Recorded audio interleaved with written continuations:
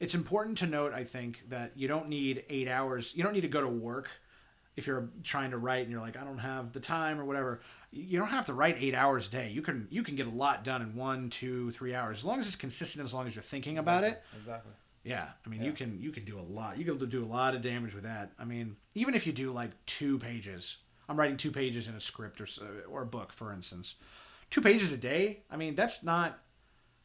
It's when it really stacks up. It's not a lot of days to get that done. And some days it'll be 5 pages. Some days it'll be 10. Some days it'll be 1. Some days it'll be 0. You know, you just have to kind of chug it away. But as long as you. As long as it makes you happy and as long as it's fun while you're doing it, you kind of force yourself to sit down. But once you get in the groove of writing, if writing isn't fun, if you're sitting and you're writing and you're not into it, then stop.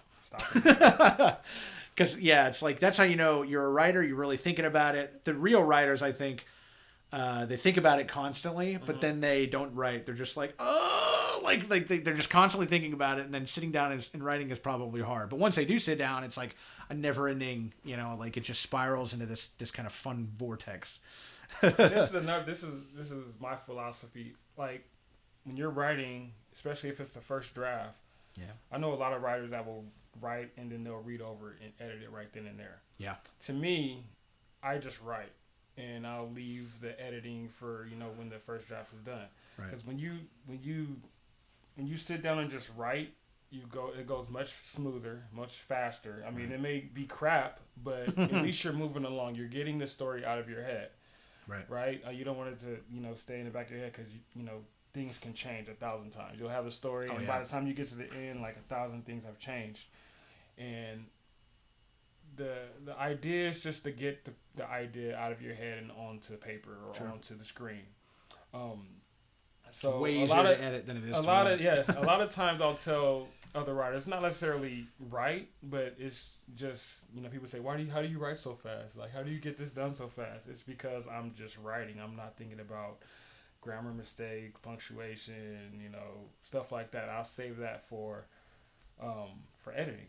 And editing it is a lot easier because you have the story done, you have it, you know, finished as far as the draft. Sure.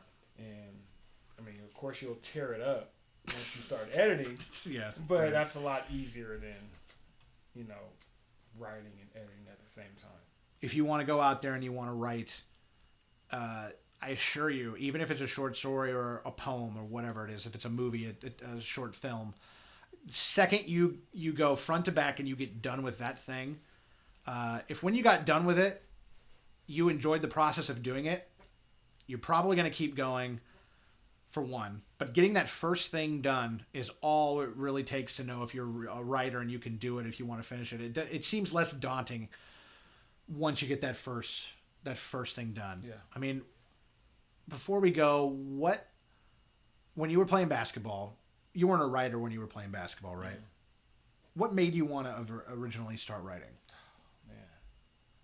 Like, did it just pop in there? Or I think it just came out of nowhere. It's not like, oh, I'm done with basketball, let me find something else to do. It wasn't anything like that. It was so long ago. It just came out of nowhere. Like, oh, I have this idea for, you know, a basketball player, high school basketball star. Sure. And, you know, I love movies. I watch movies like crazy. You know, well, let me turn this into a movie. This is an idea for a movie. Yeah. And. But how long did you sit with that idea? About a year. So you didn't do anything with it. You were just thinking about it. I was just thinking about it, year. and this was during the middle of the basketball season where I had this idea, and you know, after the season ended, I was like, this can be a dope movie, right? And you're like, no one's gonna make it. I gotta do it. No one's gonna make it. Let me get it out there, right? Let me write. It's the thing that I want to see. And I went into it not thinking, okay, how is anyone gonna see this screenplay? You know, how is anyone gonna see this story? Right. I'm not gonna just send it. To Hollywood by mail, and it was, this is so great. Yeah. Mind you, I had no skills in writing. Okay. Barely went to English class in high school. I hated English. I hated reading, actually. I mean, man. I mean, that's a whole nother thing, but I think I finished the story. I mean, I had these thoughts during the middle of me writing this. So I finished the script. Okay. How long was it? I can't remember. Was it a full-length 120-page script, or was it shorter? Or I don't remember how many pages, but I did do a lot of research on how scripts looked and how and how so you they formatted were formatted. Yeah, how I formatted it properly. So you probably got around there. The writing was not good at all because I was I'm not a writer. You know, I think the story was great, but I'm not a writer. And then that's when I started really, teaching myself how to write. Sure. How to build these worlds, how to make it, pop off the paper, and then that's when I started saying, oh, maybe I could just turn this into a book. And then before I even started writing a book, I started to read a lot. I read a lot of short stories. I read a lot of, I was really into comic books back then, so I was reading more of those. So that's how that happened. Well, the second that you decided that you wanted to turn the thought that you had for a year and put it on a page and do it yourself, the second you started typing that, that's you're a writer. Anybody is at that point. I felt good. You just are a writer. Yeah, it doesn't matter. You making something great on page doesn't. That doesn't necessarily make you a writer. If you go, I'm a writer and I write. If you actually put things down, if you actually finish things, that's what I don't even like. if you write the shittiest like thing ever. Say I'm an inspiring writer. No, just write. You type a few things. You're a writer. You can aspire to be an author. I mean, aspire. I'm sorry. Aspire to be an author, but I mean, you can't. There's no such thing as aspiring writer. Yeah, you just are a writer. The second you start doing it, you finish it. Doesn't matter if it's just for you or if one other person enjoys it. That's writing, and as you get better, you jump up to a professional writer if you get paid for it. There's a good quote by Stephen King that I wanted to mention, which was I'm paraphrasing, but it was basically like if you can pay your rent or you pay a utility bill or you pay any level of like adult bills with your writing, then he considers you a good writer because somebody along the way gave you some sort of money, whether it was $200, whatever it was. I paid my bills for a good year and a half with just my, writing and story ability. And it's just like, if you think about it like that, if you're paying any level of bills with your art, that is one of the hardest things, I won't say ever because there's coal miners and people who work on roofs, but I'm just saying that like taking your creativity and turning it into money is one of the hardest things from a profession standpoint, other than hard labor or the military, you know what I'm saying, instead of that stuff. But it's one of the hardest things to do for a civilian, for any normal person. You consider yourself, even if it's $200, even if it's not, even if you're not making money. But when you jump up to the professional level, if you can make any level of money at it, if you're thinking, oh, I suck, you make some money off your publishing, right? You do. And you pay bills with some of it, I'm sure. Yeah. So you're doing that all by yourself. Not monthly, but I paid some bills. But that's what I'm talking about. Any level of that makes you, you're ahead of the game, more ahead of the game than most. Yeah.